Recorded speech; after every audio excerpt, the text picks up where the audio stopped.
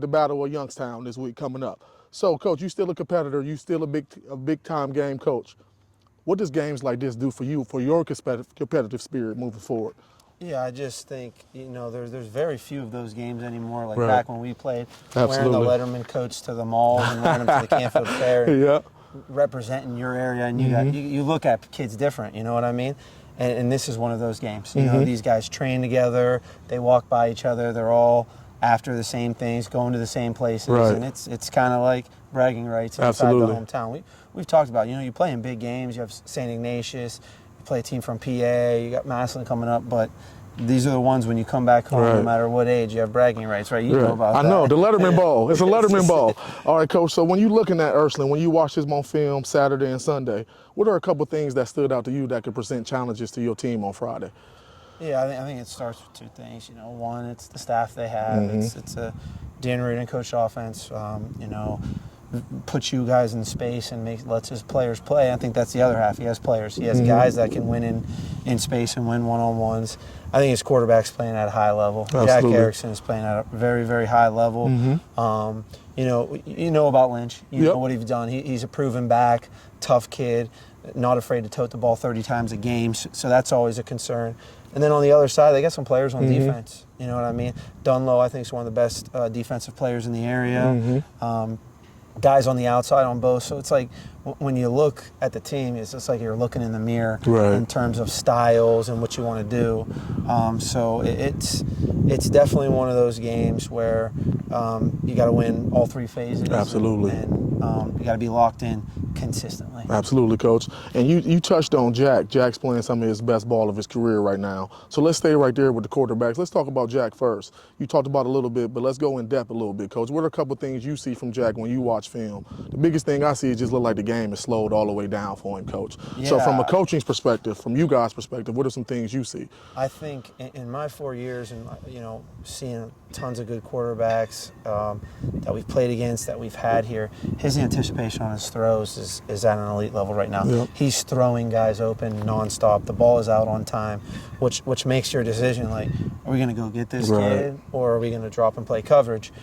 Because he's thrown in windows consistently on breaks. I'll tell you this, when I watch him, it looks like, those guys have put in a lot of work on the timing of their routes. The flip side of that is anytime he needs to make a play, he's a competitor. Right. And I think that's what gets overlooked by his strong arm and his quarterback play is he's willing to tote the rock for them, get those gritty yards, make plays with his legs, get outside the pocket, and then throw downfield. Absolutely. When Steubenville, they blitzed him, they got to him a couple times, and then a couple times he eluded the rush and then made plays downfield. That one where he threw to number 8, and he took it down the sideline. It was a broken play, but he made a play, a little jump pass there. He's an athletic kid, so everything you'd want in a quarterback. Right. Unfortunately, Harding and Harding fans learned that the hard way last week. Now, I spoke to Coach Reardon yesterday, and he said he believed this game is the battle of the top 2 quarterbacks in the area. So we just talked about Jack. Let's talk a little bit about your quarterback, Deshaun Vaughn Jr. I think he's one of the best football players in the area. Of course, you could say you probably said all the stuff you can't say about Deshaun. Yeah. Could you just give us one thing people don't know about Deshaun from the outside looking in that you love about Deshaun?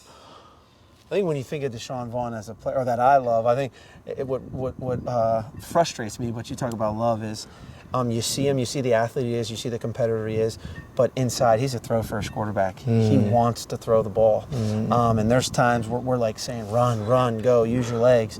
But he's a throw-first QB. He wants to throw it.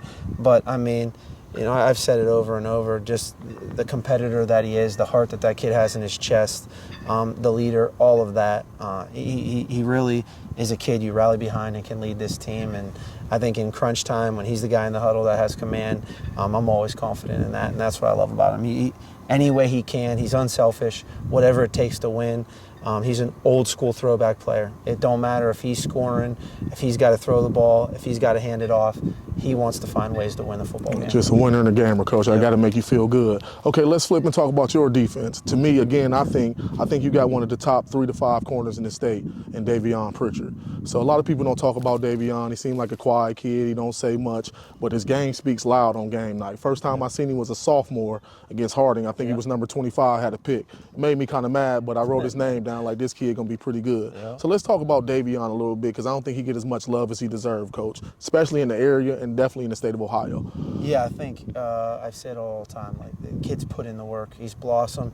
He was young. You know, he just turned 17, so it took time. He was out there playing at 14 years old, going against those Harding receivers that I think are both record holders there. Yep. Speed and athleticism. But Davion is a quiet competitor. But the thing, you know, it's now is you put on the tape and you see the way he covers. He's long, lanky. He has speed. He's aggressive in press. He has good feet. So the thing I feel bad about now is he's getting a little bored. Right. You know what I mean? And this is hopefully a game where they're going to take their chances on him. And he's going to get to play some football. But he's getting kind of bored. And I think Iggy's is the first one that really tested him. They did it late. So I think he's excited to compete in a game like this and cover those really good receivers for Ursuline. But I can't say enough about the kid. He thought he was a hooper as a sophomore, and we had to try to kill his pipe dream a little bit. But that was smart. I'm glad he listened. Yeah, but he's worked for every single thing he's gotten. He's turned into a leader and just grown as not only a football player but as a man. Got you. Coach, last question before I get you out of here. When there's some things you want to look from your football team, whether it's first quarter, first half, what are some signs you know when your team are locked in as the coach, when you can look out there and say, okay, we locked in tonight, fellas? Because as an old coach, a former coach, every night your guys ain't locked in, especially when you coach in high school. You still coaching teenagers. So it's hard for them to be focused every day, every week. But what are some things you see when you look out there and see your team and you know we locked in tonight? I think with this team and what we've seen over time, and this might be a little coach talk, but it's that next play mentality. Like when we're struggling, we're focused on this guy held me, this guy pushed me. Hey, coach, they did this, they did that. And it becomes like an excuse game coming to the sidelines. Let's try to do this. Let's do this. Hey, this is open.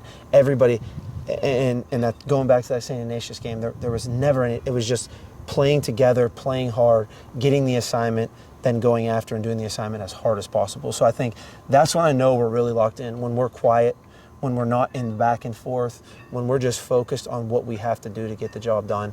I know we're locked in, and at those times we could be a very scary team. Absolutely, Coach, and that's credit to you and your staff, because we were here for the FITCH Ignatius game, and it was back and forth, nip and tuck, and I was walking through your sideline. It was no negativity at all. Guys were locked in, staying upbeat, sitting down, talking to coaches. So that's a credit to you and your staff, Coach. Credit to the seniors, too. I mean, credit to you, your staff, the seniors. Yep, good senior leadership. Last thing we do, Coach, before we get out of here, we do shout-outs, baby. Look in that camera, shout somebody out. The wifey, kids, the squad, somebody, shout them out, baby. I got my wife at home, my whole family, my support system, all my kids. I could shout them out. You know, everything they do as being a young coach with young kids, I'd be doing disrespect if I didn't shout them out. So Shelby, kids at home, love you guys. Shout out to the family. Keep taking care of Dad. That's right. We're here with Coach Parker, Austintown FITCH. Appreciate you, bro. Oh, man. Let's see it.